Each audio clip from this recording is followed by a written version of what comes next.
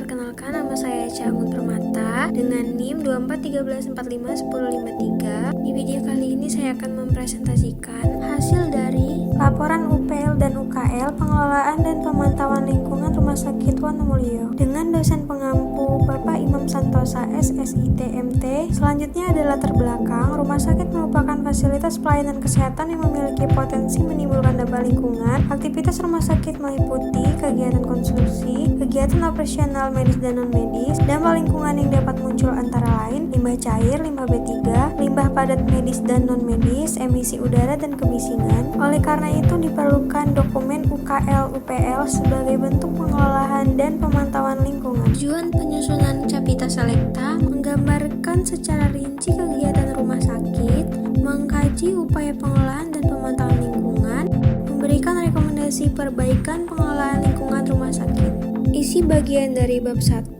deskripsi atau gambaran kegiatan, identitas rencana kegiatan, untuk nama kegiatannya pembangunan dan operasional Rumah Sakit Wonomulyo, lokasinya Kecamatan Wonomulyo Kabupaten Polewali Mandar, skala kegiatan Rumah Sakit TPA, dokumen lingkungan UPL dan UKL. Kemudian ada gambaran umum rumah sakit. Rumah sakit direncanakan sebagai fasilitas pelayanan kesehatan terpadu, memiliki fungsi yang pertama pelayanan kesehatan, pendidikan, dan penelitian, pelayanan rujukan, dilengkapi fasilitas medis, pendukung, dan penunjang, beroperasi secara berkelanjutan selama 24 jam. Tahapan kegiatan rumah sakit. Kegiatan rumah sakit dibagi menjadi 4 tahapan. Pertama, tahap prakonstruksi, tahap konstruksi, tahap operasional, dan tahap pasca operasi. Setiap tahap memiliki potensi dampak lingkungan yang berbeda. Tahapan kegiatan prakonstruksi, kegiatan yang dilakukan yang pertama survei lokasi, pengukuran lahan, sosialisasi kepada masyarakat, dan potensi dampak, keresahan masyarakat, perubahan persepsi sosial, dampak positifnya, informasi awal kepada masyarakat, persiapan pembangunan yang lebih terencana. Selanjutnya kegiatan konstruksi. Kegiatan konstruksi meliputi yang pertama pekerjaan persiapan, pekerjaan tanah, pekerjaan struktur, pekerjaan arsitektural, pekerjaan mekanikal dan elektrikal, dan pekerjaan landscape. Tabel kegiatan konstruksi dan dampak, kegiatan potensi dampak, mobilisasi alat dan material debu, kebisingan pematang lahan erosi, sedimentasi, aktivitas pekerjaan limbah, domestik, pengangkutan material, gangguan lalu lintas. Selanjutnya ada kegiatan operasional rumah sakit. Kegiatan operasional meliputi rawat jalan, rawat inap, instalasi gawat darurat, laboratorium, farmasi, laundry, gizi, pengelolaan limbah, penggunaan genset. Kemudian ada sumber limbah rumah sakit.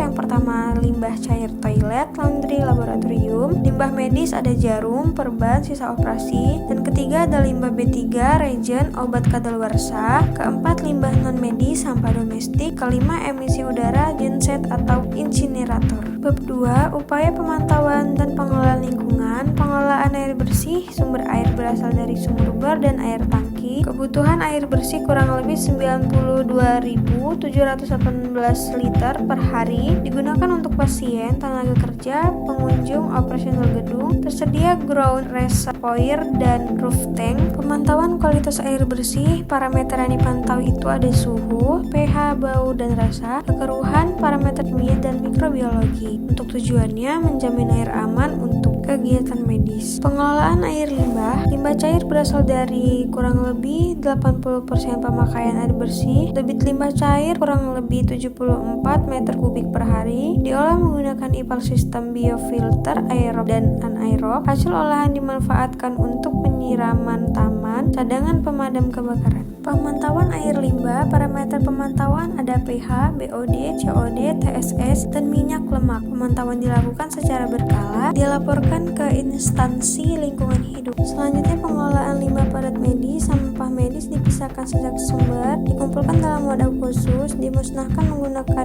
insinerator. Kapasitas insinerator kurang lebih 80 kg per jam. Pengelolaan limbah non medis. Limbah domestik dari aktivitas non medis dikumpulkan dan diangkut oleh Dinas Kebersihan, dikelola sesuai sistem persampahan daerah. Pengelolaan limbah B3. Limbah B3 meliputi bahan kimia laboratorium, obat kadaluarsa, limbah farmasi, disimpan di TPS B3, diberi label dan simbol B3, diangkut pihak ketiga berizin. Selanjutnya pengelolaan tanah. Yang pertama pengawasan area TPS limbah, pencegahan rembesan limbah ke tanah, drainase lingkungan yang baik, penghijauan dan landscape. Kemudian pengelolaan udara dan kebisingan, emisi dari genset dikendalikan, genset tipe silent, pemantauan kebisingan, ventilasi dan sirkulasi udara ruangan, pengendalian bau dari IPAL dan incinerator. Selanjutnya bab ketiga membahas rekomendasi dan saran.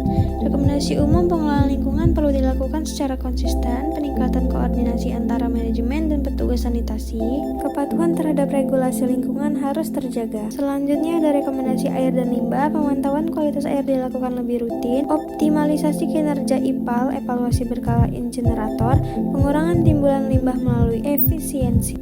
Rekomendasi untuk limbah B3, pelatihan khusus petugas B3, peningkatan sistem pencatatan limbah, pengawasan TPS B3 secara berkala. Kemudian ada rekomendasi lingkungan, yang pertama menambah ruang terbuka hijau, pengendalian kebisingan genset, edukasi lingkungan bagi seluruh pegawai. Penutup, dokumen UKL dan UPL menjadi instrumen penting pengelolaan lingkungan. Rumah Sakit Wonomulyo telah merencanakan pengelolaan lingkungan secara menyeluruh. Rekomendasi diharapkan dapat meningkatkan mutu lingkungan dan kesehatan masyarakat.